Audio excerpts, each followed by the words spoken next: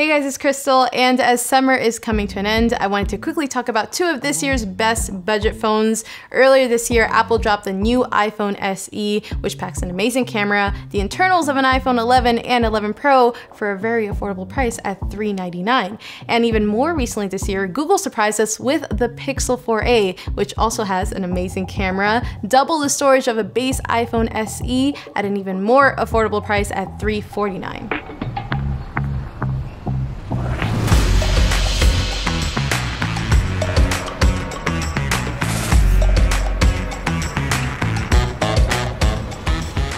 So there's definitely pros and cons with each of these, but today I want to focus on why you might prefer one over the other. So right off the bat, design-wise, the Pixel 4a is definitely the prettier looking of the two phones. I really appreciate its sleekness and overall design. The back is made of plastic, but it feels really good in your hand. And I also love that little mint blue power button on the side. Overall, from a design perspective, it definitely looks and feels like a 2020 phone.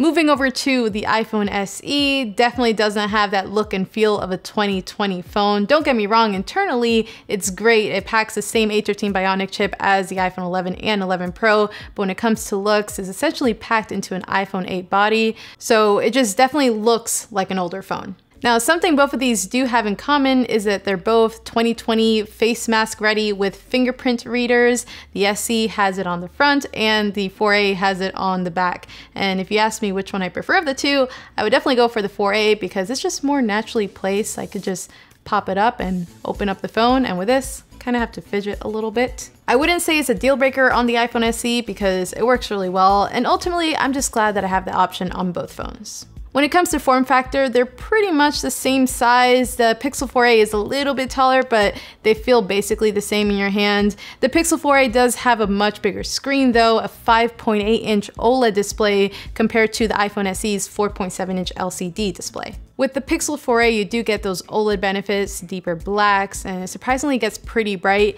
And even though the iPhone SE has an LCD display, you also get some benefits there too. It is even brighter, it's slightly more color accurate, and all in all, both displays look great, but you are gonna notice those bezels on the iPhone SE. So if you want a slightly more visually pleasing experience and a bigger display, I would say 4a is the way to go. Now, an advantage with the iPhone SE and its glass back is wireless charging, and you just gotta decide if that's something that you would really need. But that's kind of the story with both of these phones. They trade off in certain areas, like with the Pixel 4a, again, 50 bucks cheaper, you get double the storage, a fast charger in the box, but that is the only storage option available for the Pixel 4a. Whereas with the iPhone SE, if you wanted to, you can bump all the way up to 256 gigs. Future Krystal here. Since we're talking about design, one more benefit with the Pixel 4a is that built-in headphone jack, which is something that we don't really see in phones anymore these days. So if you own a pair of wired headphones that you love, you can use them and even charge your phone at the same time without having to worry about adapters. Also, I thought it'd be really fun if I give one of these away, so if you guys want to win one, it's your choice. Just make sure you're subscribed and leave a comment down below with your Instagram or Twitter handle so I can reach out to you. And also let me know why you prefer one over the other. Now, throughout this video, I want to show you what video looks like on each phone in different environments. This is the iPhone SE, and all in all, there's no hiding it. It is outperforming the Pixel when it comes to video. A lot of that is thanks to the A13 Bionic chip, which brings us extended dynamic range, and you can shoot up to 4K 60. So if you're into video, this is definitely the way to go. And this is a Pixel 4a's video. It is 4K, taps out at 4K 30 if that matters to you.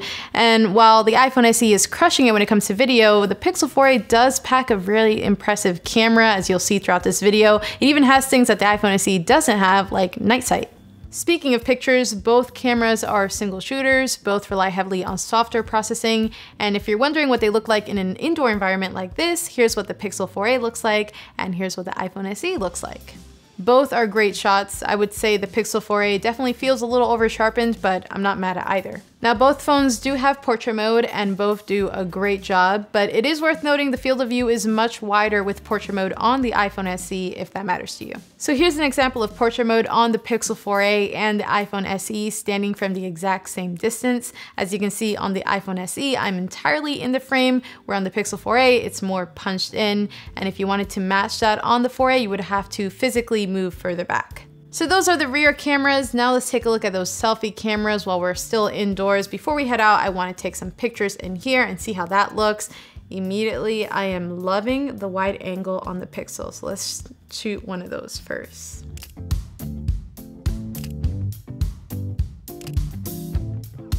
Oh, it's even telling me to raise the camera for a better angle. That is really smart.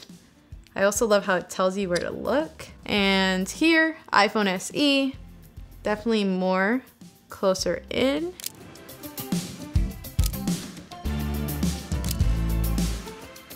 Of course, we also have the ability to take some portrait selfies, so I'm gonna do a couple of those too. Got that one, and here we go. Cool. Now at first glance, looking at these portrait selfies, the pixels is definitely wider and sharper once again. But before we head out, I also want to do some selfie video inside. So let's quickly record that at the same time. There we go, selfie video test. They're both 1080 at 30 frames per second and looking good. The pixels does look more punched in, definitely a little more cropped. Slightly less wider angle than the iPhone. So they kind of flip-flop in that aspect, but they look good. I don't know if it's just a Pixel screen, but it looks really bright on here. I have this light blaring right at my face and looks a little better exposed on the iPhone, but I guess you guys let me know. Now, just for fun, one more thing before I head outside. Let's see how these cameras do with an indoor low light test. So let's turn off all these lights and take some pictures, starting with some selfies. So let's see on the Pixel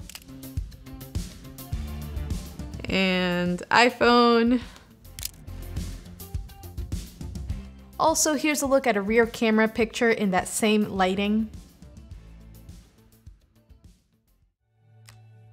Now let's take a look at those outdoor photos and videos, and as you'll see throughout these examples, is pretty consistent in where the iPhone is slightly brighter, more vibrant in its colors, and has incredible dynamic range. And on the other hand, the Pixel is a little more toned down, but still the sharper one of the two and delivers more detail in those darker areas.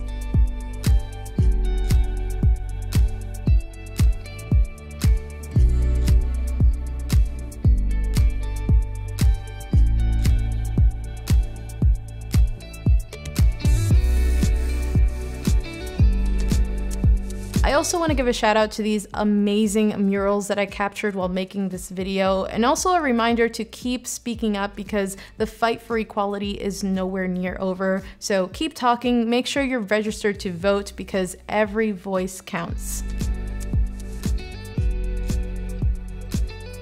Here's a quick little walking video test, both looking good, but this is truly where the iPhone SE shines when it comes to its camera. If you take a look at the sky, that dynamic range is doing an amazing job. Also in the brighter areas of the video, colors are looking great there too. And even though the Pixel is holding up pretty well, it doesn't compare to what we get from the iPhone.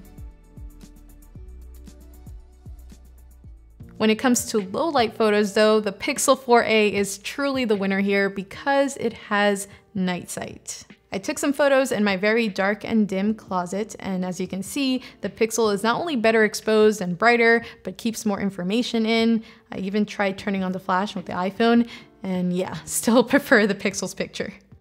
I also went to Twitter to ask you guys to send me some cool night sight photos or really any low light photos that you shot on your Pixel 4a, and you guys did not disappoint. These look incredible.